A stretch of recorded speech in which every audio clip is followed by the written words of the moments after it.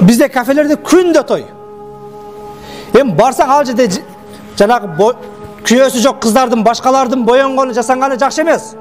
Бирок кээ бир могул жерде жамааттын арасында отуруп аялын ушул салонго апарып жасап алып ошол тойго жетелеп баргандар аман эле болгула силерчи. Нафсини деп ушул бирөөгө мактангысы, көрүнгүсү келгендер бар. Ааламды өзгөрткүсү келет, өзүн өзгөрткүсү келбейт. Кээде ошол тойда башка адамдар менен жакшыраак карасын деп 2 саат, 3 саат күзгүдө отуруп салонго баргандар бар.